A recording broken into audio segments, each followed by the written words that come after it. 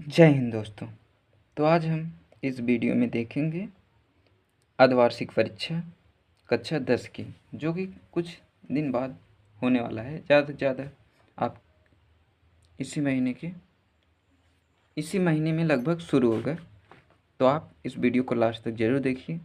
तो आपसे एक ही रिक्वेस्ट है, अगर आप चैनल पर नए हैं तो चैनल को सब्सक्राइब करें, क्योंकि हम क्लास 10th वालों के लिए लगभग सभी विषयों की तैयारी कराएंगे, वो भी जो मोस्ट इम्पॉर्टेंट क्वेश्चन और मोस्ट इम्पॉर्टेंट चैप्टर के साथ। तो आप वीडियो को लास्ट तक बने रहिए। तो चलिए शुरू करते हैं। तो अर्धवार्षिक परीक्षा जो हमारा एक विज्ञान का है, तो आपको 3 घंटे का समय मिलेगा और 20 मिनट, मतलब 20+20 बहुविकल्पी और 50 लिखित, मतलब 70 नंबर का। देख लीजिए आप नोट्स। खंड आ में बहुविकल्पी प्रश्न तथा खंड बा में वर्णात्मक प्रश्न। प्रत्येक खंड 3 उपखंडों का खा गा में विभाजित है। बहुविकल्पी प्रश्न उत्तर OMR शीट तथा वर्णात्मक प्रश्न का उत्तर पुस्तिका पर है। मतलब जो आपको लिखने होंगे उसको आप उत्तर पुस्तिका पर, और जो आपको बहुविकल्पी वाले प्रश्न होंगे वो OMR शीट पर तो भरने होंगे। तो चलिए देखते हैं पहले हम बहुविकल्पी प्रश्न को। तो बहुविकल्पी प्रश्न पहला हमारा है,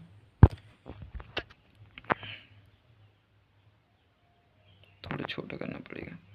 तो पहला बहुविकल्पी प्रश्न हमारा है, उपखंड का एक उत्तल दर्पण की फोकस दूरी क्या होगी जिसकी वक्र त्रिज्या 32 सेंटीमीटर हुई। तो 16 वाला हमारा राइट आंसर हो जाएगा। स्वस्थ मानव के लिए दूर बिंदु कितना होता अनंत पर, और निकटतम कितना होता आप कमेंट जरूर कीजिए। स्वस्थ मानव का निकटतम बिंदु दूरी कितना होता है आप कमेंट जरूर कीजिएगा। आंतरिक यात्रियों को, मतलब जो अंतरिक्ष में यात्री जाते हैं उनको आकाश कैसे दिखाई देता है। तो हमें नीला दिखाई देता, बट वहाँ पे काला दिखाई देता है। एक लघु परपथ में धारा का मान होता है, तो कितना होता है एक लघु परपथ में धारा का मान, तो ये कमेंट कीजिएगा। उसके बाद देखिए, बिजली के बल्ब का तंतु बना होता है, आप जानते हैं टंग का। टंग टस्ट।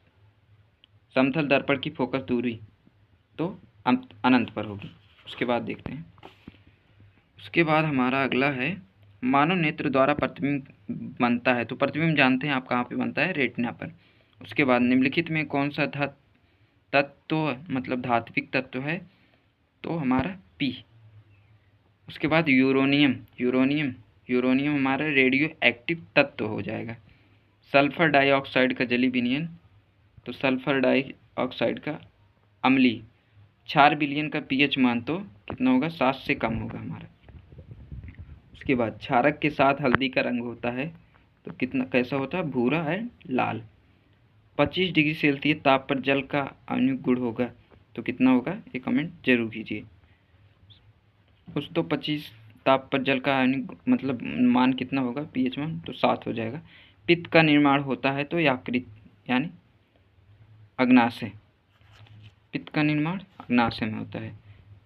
द्वार कोशिका पाई जाती है, तो द्वार कोशिका किस में पाई जाती है, तो हमारा द्वार कोशिका, इनमें से सभी हो सकता है, तो आप कमेंट कर लीजिए। उसके बाद प्रचलित रूप से ऊर्जा गृह कहलाता है, तो आप जानते हैं माइटोकॉन्ड्रिया। एक आणविक ग्लूकोज के पूर्ण ऑक्सीजन में कितने ATP अणु प्राप्त होते हैं, तो कितने होते हैं, 34, 36, 38, तो कमेंट कीजिए। पादप में जालिम का अर्थ होता है, का कार्य क्या होता है, जल का संवहन। अलैंगिक जन्मोन्मुलन द्वारा होता है, तो अमीबा या ईस्ट, तो अमीबा में जहाँ तक हो सकता है, या ईस्ट में, थोड़ा कन्फ्यूजन इसमें आप देख लीजिएगा। केवल प्रोटीन के बने होते तो लाइसोसोम।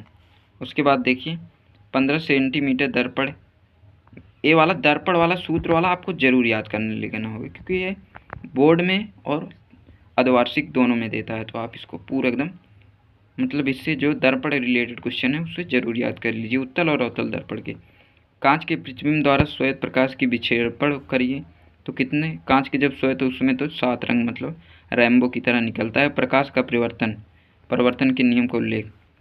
ओम का नियम क्या है, ओम का नियम भी बहुत इंपॉर्टेंट, ओम का नियम मोस्ट इंपॉर्टेंट है। मानव नेत्र का सचित्र वर्णन कीजिए तथा रेटिना पर प्रतिबिंब बनने का किरण, तो मानव नेत्र भी बहुत इंपॉर्टेंट है। अब उसके बाद देखिए, उसके बाद हमारा लघु उत्तरीय प्रश्न, उपखंड लघु उत्तरीय हमारा है। उसके बाद निस्थापन और भाजन क्या अंतर है, पीएच मान, दैनिक जीवन पीएच मान का महत्व, दीर्घ उत्तरीय प्रश्न, तो टिप्पणी संचारण पे संक्षारण पे आपको जरूर आता है टिप्पणी लिखने का, या अथवा करके दिए गए। धावन सोडा रासायनिक नाम और सूत्र, इससे बनने का विधि लिखिए। रंध्र क्या है, इसकी उपयोगिता को स्पष्ट कीजिए। एटीपी क्या है, इसके निर्माण किस प्रकार होता है। कायिक जनन क्या है, कायिक जनन के लाभ बताइए। दीर्घोत्तरी प्रश्न। वाष्पोर्जन किसे कहते हैं, इसके महत्व को चित्र की सहायता से स्पष्ट कीजिए। अथवा परिवार नियोजन किसे कहते हैं, परिवार नियोजन पर टिप्पणी लिखना, मतलब वर्णन करना है। तो बस दोस्तों इतना ही, मिलते हैं नए वीडियो के साथ। जय हिंद।